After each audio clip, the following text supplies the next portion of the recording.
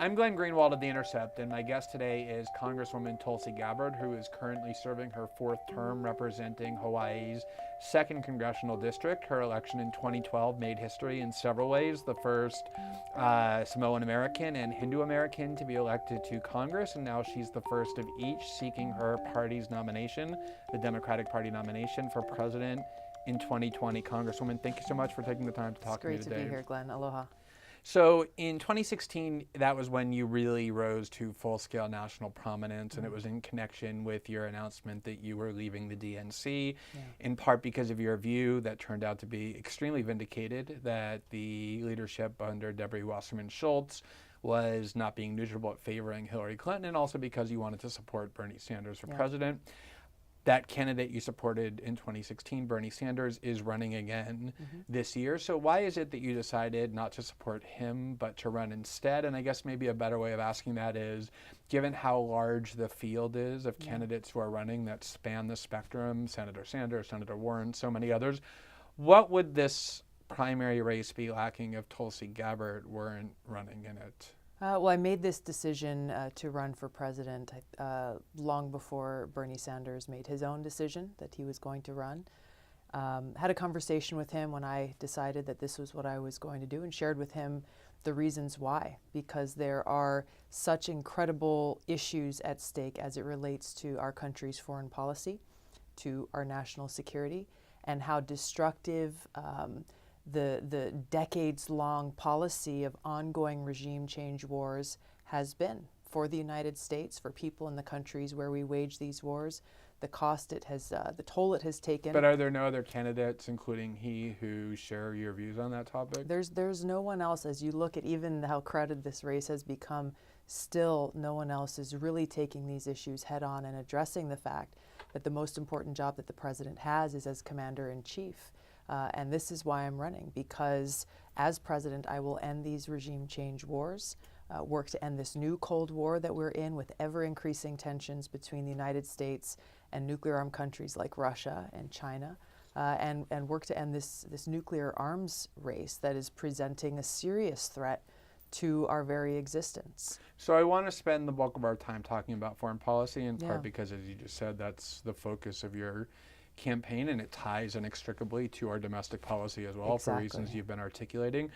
But before I do that, I just want to kind of go through a quick laundry list of what I understand your positions to be on some of the conventional domestic policy debates, because people like to place ideological labels on people that, to me at least, seem rather incoherent and unhelpful. But for those who do like to do that, I just want to share with you my views of what I understand your position to be on a lot of these issues, just quickly, and let me know if I'm wrong about any of them. You're pro-choice. You support full LGBT equality, including gay marriage. You were a supporter of Obamacare, but criticized it on the grounds that it didn't go far enough. You opposed its repeal. You support Medicare for all as a means of providing universal health care. You support a national $15 an hour minimum wage. You are opposed to nuclear energy. You support free community college for everybody and free college for people whose family earns under a certain income level. You supported significant reforms to NSA spying in the wake of the Snowden revelations. And you also have sponsored legislation or co-sponsored legislation to restrict the ability to buy certain kinds of weapons and for background checks on gun purchases. Is that an accurate summary of your views on a lot of domestic policy debates?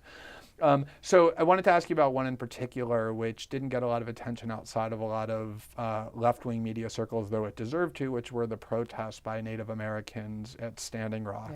The Intercept covered it, Democracy Now! Covered it, several other media outlets covered it, but not very many. You not only expressed support for the protesters who were opposing the pipeline that was being proposed to be built, but actually traveled to North Dakota to stand with them. Just talk a little bit about why that cause, what that cause was to you, and why you found it important enough to actually go there and participate. Well, one of the things that inspired me, just even as a teenager, to look outside of my own small world in Hawaii was the issue of water. protecting our water, keeping it clean. And growing up in Hawaii, it was just a matter of, going and playing in the ocean every day. This was our playground, and understanding and appreciating how important it is to protect both our natural resources, but also our drinking water. And so that has been a passion of mine since I was a kid. And so when I started to learn about what was happening at Standing Rock, and the mantra, the rallying cry of all those, the tens of thousands of people who gathered from across the country there, water is life. That struck such a deep and personal note with me. And then when I had the opportunity to go there as a part of a call to action with veterans from across the country, it was so inspiring to see people from different political parties, races, backgrounds, all different, bringing so much that was unique around this same mission of protecting our water, because unless we do that, we have nothing. It was truly inspiring to be there and just to be a part of that. So obviously, if you're running for president, as you are, it's impossible to avoid talking about the person who currently occupies that office, Yeah. Donald Trump. There is still an ongoing debate about why, despite being one of the most unpopular candidates in American history ever to run, he won in 2016. And the debate tends to get polarized along this binary line of, did he win because people are racist and xenophobic, or did they win because they have anxiety about their economic future? What is your view about that debate, but more importantly, for people who are interested in finding an alternative that can actually beat him this time, what is it that they need to understand about what his political appeal was and continues to be, and how that can be defeated? Yeah, I think that's such an important point, because I think we've seen too many Democratic leaders in Washington not take the time to reach out, ask, and listen and hear and try to understand why there were enough people who voted for Donald Trump that got him elected, or enough people who stayed home and waited out that election.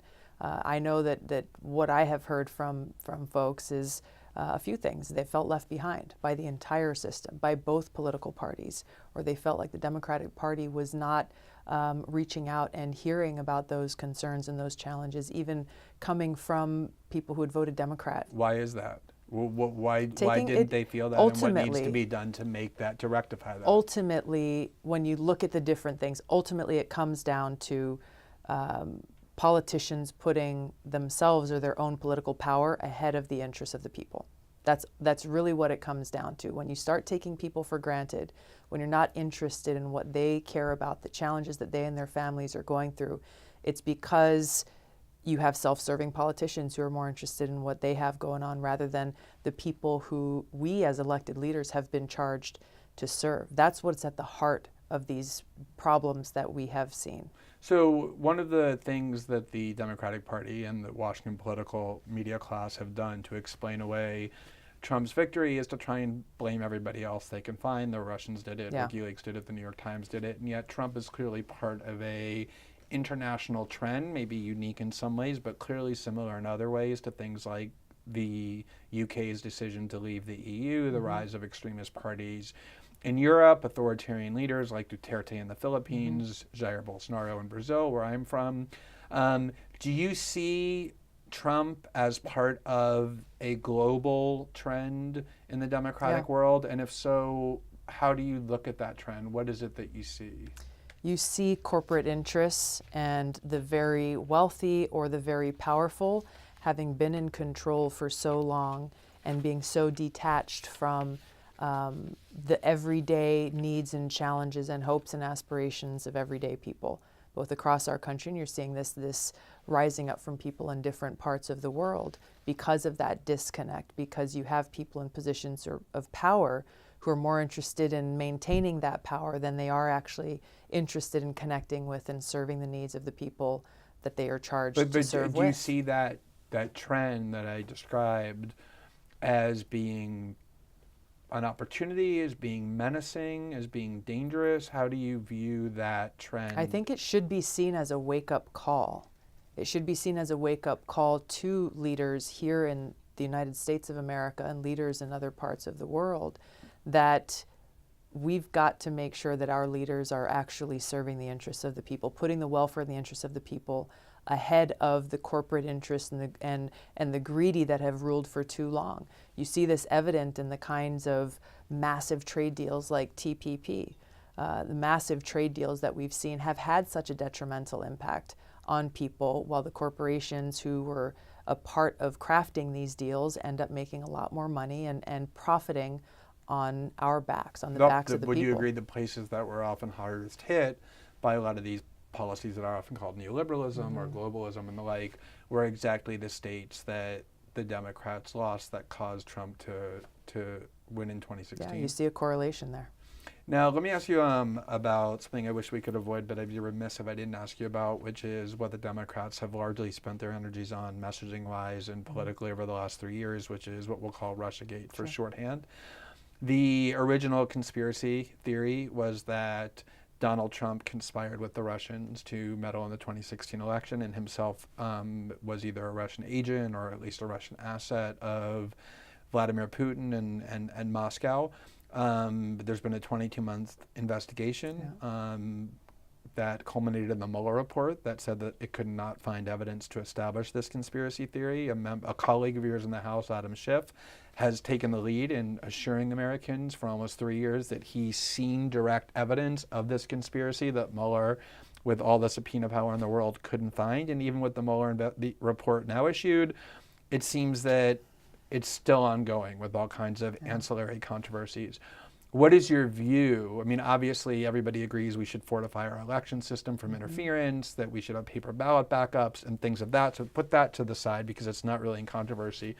But in terms of what the Democrats did in backing behind this conspiracy theory that in some sense was at least debunked by the Mueller report and don't really seem like they're ready to move on, what is your view on all that? Well, two things, first of all. I don't think we should sweep aside the necessity to protect our elections infrastructure so quickly, because the fact is, how many years have gone by since 2016 or 3 years later, and still there's been no legislation passed or action taken by Congress or the administration to harden our elections infrastructure. We remain extremely vulnerable to either a foreign country or a bad actor or whoever coming in and actually hacking into our systems and changing the votes that we cast. This is the biggest threat to our 2020 elections and to our democracy. So do you favor paper ballot backups? Yes, I've introduced legislation, the Securing America's Elections Act. It is a very simple, very direct bill that would simply say, hey, you need to either use paper ballots or have a voter verified paper backup so that we can audit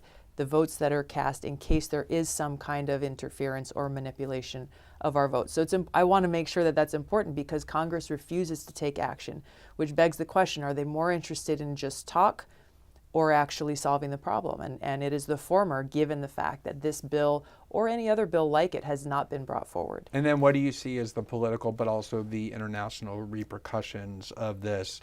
You mentioned earlier this Cold War between the U.S. and nuclear armed powers, but also in terms of democratic messaging. How do you view the last 3 years in terms of the Democrats' bet on this conspiracy theory? We can't understate the dangerous repercussions of this new Cold War that we find ourselves in, with ever increasing tensions between the United States and Russia.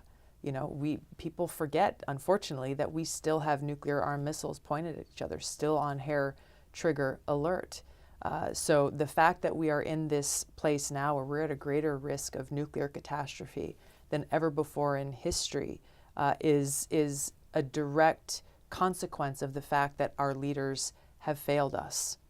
And in light of the Mueller report, which I assume you've read at least part of, if not all of, do you believe that Donald Trump and his close circle did in fact conspire with the Russian government to meddle in the 2016 election? The Mueller report made clear that there was no evidence of collusion. And I think that for those of us who supported this investigation, because for any president of the United States to have been found guilty of colluding with another foreign country or operating as a proxy of another country's leader, this is extremely dangerous for us as a country. So the fact that Mueller report came out, no evidence of collusion, that's a good thing for America. And it is a great thing for us to see our opportunity now come together. Let's come together, set this aside and actually focus on the issues that people in this country are worried about. And I tell you what, Glenn, several months I've been out visiting communities in different parts of the country, holding town hall meetings, sitting in living rooms and around kitchen tables. Only once, probably in the last 5 or 6 months, has anyone asked a question about the Mueller report or Russia or Bill Barr else. or Putin or any of that. No. So let's talk about some of the things that your campaign is focused on. Yeah. As somebody who is challenging the pieties of the bipartisan foreign policy community, you're subjected to a lot of what I regard as smears that I actually do want to give you a chance to address in a little bit, but don't want to spend a lot of time on because I think they're facially invalid. It's been overdone. but I do want to ask you about some of the concerns that I think are being raised in good faith by people who share your anti-war disposition. And I think you can divide them roughly into 2 critiques, one of which is that some of your philosophies and policy positions over the years have demonstrated what one might call a hostility toward Islam and Muslims, or exaggerating the threat that it poses, and the other being an affinity for repressive leaders, particularly ones whose repression is aimed at Muslims. So they're interrelated. And I want to talk about some of the specific statements and policies that have led to this concern. But before I do, I just want to ask you, in general, what is your view of Islam and Muslims in general and the threat that they pose relative to other threats to U.S. security? I just would disagree with the premise of the question, saying that people who practice the religion of Islam or Muslims pose a threat. That's not valid, and it's not true. I've been very specific in pointing out the ideology that drives terrorist groups like ISIS and Al-Qaeda, and how important it is for us as these terrorist groups pose a threat for us to understand that ideology. What is that ideology? That most extreme, most intolerant, twisted form of Islam known as Wahhabi Salafist ideology that basically preaches exclusivism, that whether you are Christian or Hindu, Buddhist, atheist, or even Muslim, if you do not adhere to that extreme ideology, then you either will be killed or raped or tortured or whatever the tactics that they use. So I guess this is the ideology that Saudi Arabia is propagating and spending billions of dollars in doing so around the world, and that provides that fertile recruiting ground for these different terrorist groups like Al-Qaeda and Al-Shabaab and ISIS and others. Is the ideology and the things that are fueling that violence, in your view, based in an ideology related to this twisted or extremist form of Islam, or however you want to define it? Or is it driven by and fueled by U.S. interference in that region? It's driven by this ideology. And you can see that there is also a link to the United States regime change wars that have strengthened these very same terrorist groups in places like Iraq and Libya and Syria. So they're 2 separate but related issues. Well, I mean, like, for example, if you ask Al-Qaeda or you ask Osama bin Laden, as people did, not U.S. media but other media, what was the cause of 9/11, he won't say it was Islam. He will say it was U.S. sanctions against Iraq that killed 500,000 people, or U.S. bases in Saudi Arabia, or the oppression of Palestinians through aid to the Israelis. Do you believe, whether that's the principal cause or one of the causes, that is in fact motivating either these groups or the support they're able to attract in that region? Yeah, like I said, I think the 2 are related. So one of the objections that people have to, or concerns that people have when you say that your problem is with these exclusionary ideologies, is that it seems to be applied in some cases but not others. And so one of the cases that people cite are some of the statements that you've made about the Prime Minister of India. And I think you can look at repressive leaders and kind of have 3 different approaches. You can say it should be the goal of the United States, when there's a repressive leader in the world, to overthrow that leader and change the regime, which is sort of what neocons pretend to believe, although they don't believe it very consistently, but it's what they say they believe. That's what they're saying now about what they're doing in Venezuela. There's repression. We have to liberate the people of that country. There's a second view that says there's oppressive people in the world, leaders in the world. We don't support them. We don't admire them. We don't praise them, but we deal with them. We sit down with them. We try and get along with them. We try and work constructively with them. I think that was more or less what Obama's position was. That was a lot of the ideology of the U.S. policy during the Cold War. And then there's this third category that Donald Trump is in and that a lot of other Cold Warriors were in, like Henry Kissinger, that says it's not just that we're neutral about these repressive leaders. We actually admire them. We like them. We want to praise them and say that they should be emulated. When it comes to Prime Minister Modi of India, and I don't want to force you to be in these categories, but where on that spectrum do you fall in terms of your view of who he is and what U.S. policy toward him should be? Yeah, well, look, like President Obama and like many other leaders in Congress, throughout my tenure as a member of the Foreign Affairs Committee as well as the Armed Services Committee for over 6 years, recognized the strong partnership between the world's oldest democracy and the world's largest democracy. So I was also co-chair of the U.S.-India caucus for 2 years in Congress, the largest bipartisan and bicameral caucus in Congress, focused on strengthening and building those relationships. So again, like President Obama and many other leaders, I met with Prime Minister Modi when I visited India. I also met with leaders from his opposition party in the Congress Party and have done so numerous times back here in the United States, understanding that even as the partisan winds blow, both here in the United States as well as in India, that relationship between our two countries is important. It's important for the American people I guess and our interests. And so one of the reasons why I put those categories in there was because your answer was, well, we should have constructive relations with India. And yet you've had statements before that seem to me at least to go beyond that. In a 2016 interview with Quartz, for example, you said, after describing the benefits of the United States and India's growing friendship, you said, Modi impressed me as a person who cares deeply about these issues and as a leader whose example and dedication to the people he serves should be an inspiration to elected officials everywhere. That seems to be pretty strong praise for Modi as a leader, as opposed to simply saying we should try and get along well with India. Do you believe, you said earlier that you have a problem with Muslim governments that are exclusionary or discriminatory or who persecute minorities. Do you believe the government of India persecutes Muslims and other religious minorities in India? I would have, first of all, on that quote, I'd have to go back and look at the context of the conversation to comment on that specifically.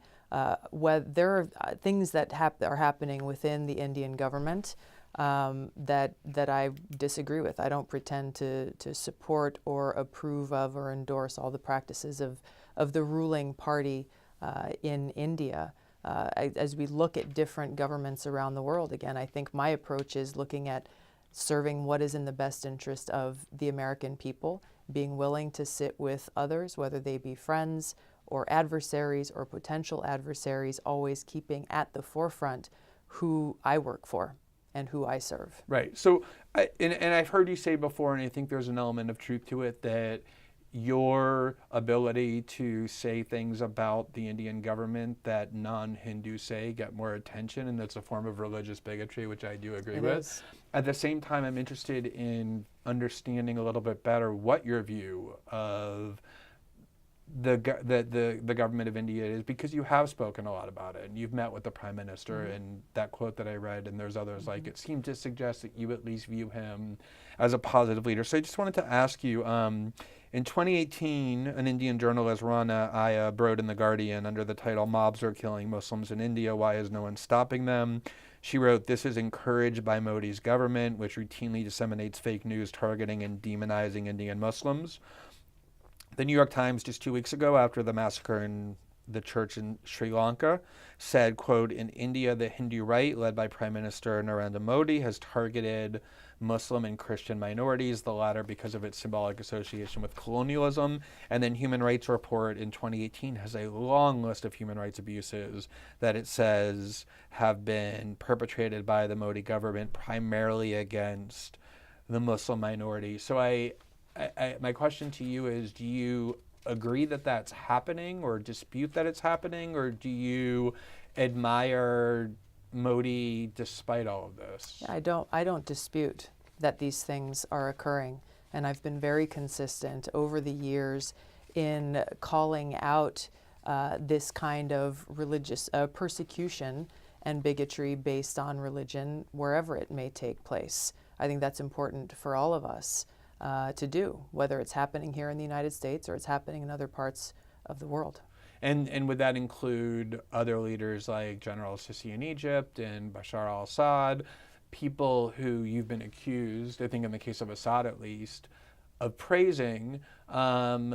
Do you agree that they too are repressive leaders against religious minorities within their own country? Again, those whatever the accusations are, they're false.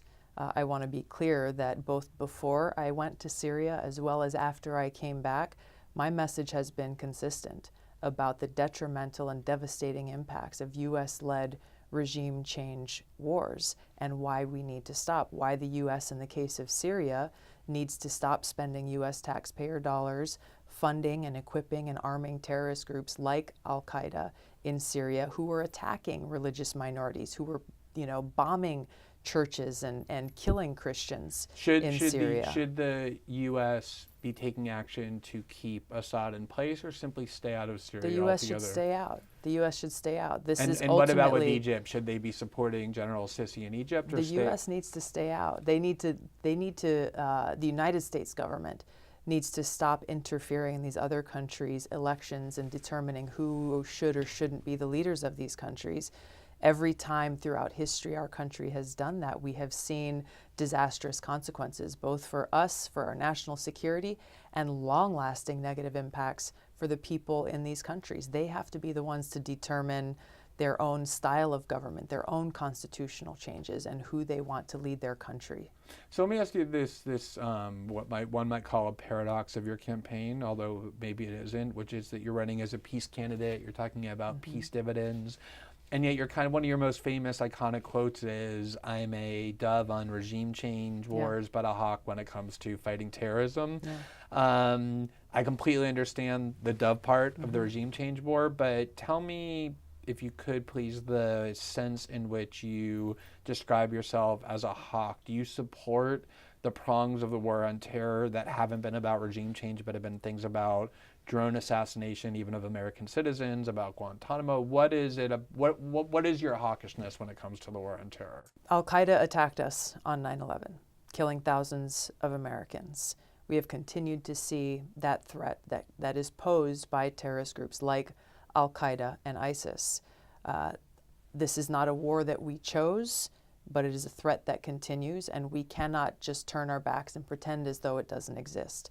So when I say that I'm a hawk on fighting against terrorism, it is against these terrorist groups like Al-Qaeda and ISIS. Our national security is important. Keeping the American people safe is the #1 job that the president has. And so just the last question, our time is running out.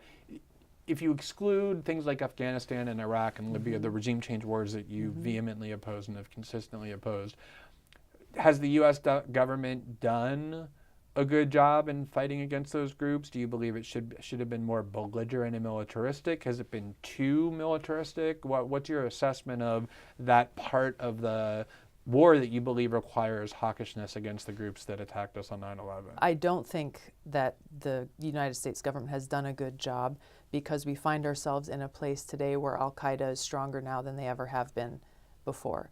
And you look at Syria as the foremost example. I introduced the Stop Arming Terrorists Act because our government was using our taxpayer dollars to literally strengthen Al-Qaeda in Syria. Why? So that they could go and fulfill this regime change war, which was really the objective in Syria, led by the United States since 2011. Then you have Al-Qaeda now holed up and controlling the entire city of Idlib in Syria. Once again, this is their stronghold. And when, whether it was Russia or Syria or some of the other countries who are heavily involved in the ongoing conflict in Syria said, we need to go after Al-Qaeda in Idlib, this administration said, no, don't you dare. And if you do, we'll attack you as a result. basically protecting that al-Qaeda stronghold in Idlib. So these are a couple of I think, many examples of how this mission that was begun after the attack on 9/11 has not been waged properly, and it is these regime change war policies that have helped to strengthen these terrorist groups, leading us to the position that we're in today. So I think your candidacy is raising some incredibly important issues, and you have a lot of heterodoxical positions that deserve a lot more debate and discussion than I wish that we have time for today, because you're on your way to Hawaii for National Guard duty. But I really appreciate your taking the time to talk to me, and I'd love to find some more time and explore some of these issues as your campaign unfolds. I look forward to it. Okay, great. Thanks so much. Thank you so much.